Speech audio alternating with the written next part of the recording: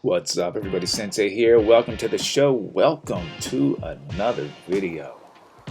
Wow, let me tell y'all, the weather was playing games with Sensei over the weekend. The weather started out being kind of foul, so I had to take a step back and just wait. And as the evening hours set in, it started to clear up. It warmed up a bit. Now, I didn't have much daylight left, but I went out there and started racking and stacking up miles on the RS like Legos, and I had a good time doing it. One thing, or should I say a few things that I would like to mention in this video. Again, this is my opinion, but this is my advice to riders, whether you're new to the game or you're a veteran in the game. Just do not hop on the new wheel hype train. You know, don't be so quick to buy your ticket.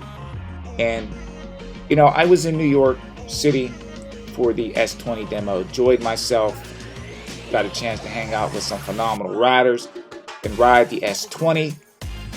And I just want to give my opinion on the S20. Again, this is my opinion, but I'm just going to keep it 100, okay? The S20 is a phenomenal wheel. It's a quick wheel once it gets started. It's a comfortable wheel to ride. It's a sexy, beautiful wheel. Okay? Now, with that being said, there are a few things that kind of got my concern wheel spinning around in my head a little bit about the S20. One is the battery. You're not going to get a lot of range out of this wheel. Now, if you're not a fast rider, you'll be able to eke out more miles on it. But speed riders like U-Stride, David Jansen, New York Tarzan, and some of these other fast riders, EVX, they can rip through that battery in probably 25 miles or less. I'm just being completely honest, okay? Now, I want to give credit where credit is due. There's some great review videos out there, so I'm just going to name a few channels you can go check out for their videos. EVX put out an epic video on the S20. Speedy Feet put out some really good content on the S20. Ginger on Wheels put out a great video on the S20. Adam from Wrong Way and Sean also put out some great footage and video content on the S20. So I would definitely go and check out those videos, check out those channels. Ronin Rider as well. Ronin Rider's video was really good as well. So go show these channels some support. But I think it's good to hear the opinions of good riders. These guys can ride.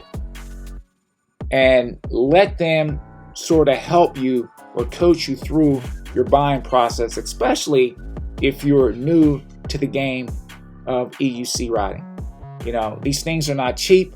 I can understand people wanting to, they say one and done. I'm just going to spend money on one wheel and get the best one that I can get. But at the same time, you want to get something that is going to be a good fit for you. That's why I always recommend people going to demo days, ride a wheel first before you make the purchase. I had the opportunity of riding an RS Torque before I bought my RS19, and what I did, I ended up buying the RS19 High Speed. I think the high speed wheels are better for heavier riders. That top end speed just gives you more security because the beeps don't come in as soon. Again, that's just my opinion. But I'm not trying to take the air out of anyone's balloon when it comes to the S20. Again, it's a great wheel. I just think that what they marketed out there, you know, the suspension, again, it's the best suspension wheel out there as far as the suspension goes. But, you know, with the voltage and the speed, I think they fell a little bit short. You have a big motor, small battery, a heavy wheel. The wheel weighs between 77 and 80 pounds. If I'm not mistaken, Ginger on Wheels said in his video the wheel is 80 pounds. So think about that. You have an 80-pound wheel with a 2200 watt-hour battery and a big motor. Now, I don't know, I forgot the exact specs on the motor, but it's a big motor. Something is going to be lacking on a combination like that. And the more that you weigh, is going to drain the battery quick. You know, the terrain that you ride on, whether it's flat, whether it's hilly, the weather you ride in, whether it's windy, these are different things, and especially the weight of the rider is going to affect the range on the S20. If you're a taller rider, I think you might have some issues riding this wheel seated because the surface that you ride on, the area is very small, so it's going to push your body and feet toward the front of the wheel. So when you go to brake, you could have issues braking with this wheel, okay, and seated riding. And I have very long legs, so I don't think it would be a comfortable wheel for me to ride.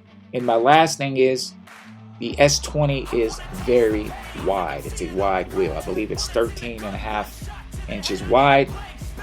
If I'm wrong, please, I can stand corrected. Correct me down in the comments below, but I believe it's 13.5 inches wide. That's a wide wheel. So, again, my advice to riders, just take your time before you make your purchase and enjoy what you're riding now. You know, don't be so quick to buy the new or the newest shiny thing because it might not be the best thing. And I think Flip said it best. This is a question you have to ask yourself. What is that wheel going to do different than the wheel you have now? Are you going to have more fun on that new wheel, or are you going to have just as much fun with the old wheel that you have? How much of that ride experience is it going to change? That's something you have to ask yourself. Because honestly, whether I'm on my RS or on my Tesla V2, I have just as much fun on my Tesla V2 as I do riding on my RS19. So with that being said, I want to thank each and every one of y'all for joining me. I'm Sensei. Remember, you get out there, you ride your wheel like you hate it. You be safe out there, but you ride it like you hate it. Hello, good night, and enjoy the rest of the video. I'm gonna find my meaning, I can make a change. I wanna play the game.